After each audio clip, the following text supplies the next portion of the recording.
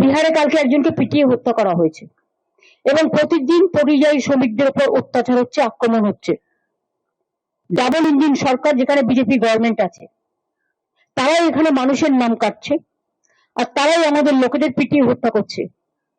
এর থেকে নক্কারজনক ঘটনা কিছু হতে পারে না। মানুষ যদি বিপদে পড়ে, মানুষের যদি বলে মাধ্যমিকে ডেট অফ বার্থ, মাধ্যমিক সবাই আপনারা জানেন স্কুলের সার্টিফিকেটটাই সিন্স ইন্ডিপেন্ডেন্স আমরা ডেট অফ বার্থের সার্টিফিকেট হিসেবে গ্রহণ করি, কারণ আগে তো ইনস্টিটিউশন ডেলিভারি ছিল না স্বাধীনতার সময় থেকে।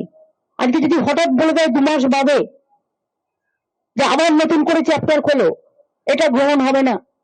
সুপ্রিম কোর্ট বলা সত্ত্বেও বলছে আধার কার্ড গ্রহণ হবে না। মানুষের মধ্যে অত্যাচারিত হতে হতে আমি মালদায় শুনেছি 90,000 লোককে, একটা কমিউনিটির লোককে 90,000 নোটিশ পাঠানো হয়েছে। অনেক জেলায় ট্রাইবেলদের সব নাম কেটে বাদ দিয়ে দেওয়া হয়েছে, সবাইকে ডাকা হয়েছে।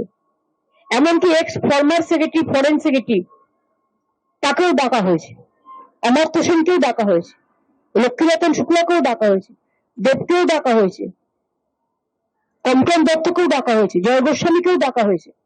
কাকে বাদ দিয়েছে বলুন তো? আজকে সাধারণ মানুষ যারা কোথায়? এমনকি ডোমিসাইল সার্টিফিকেট, যেটা আমাদের রেজিস্টার্ড আছে, সব জায়গায় অ্যাকসেপ্টেড হচ্ছে, বাংলায় বলছে হবে না। তাহলে ভোট কি করবে ইলেকশন কমিশনের হোম মিনিস্টার দুজন মিলে আর বিজেপি পার্টি মিলে? তাহলে তো 1% ভোটারও থাকবে না।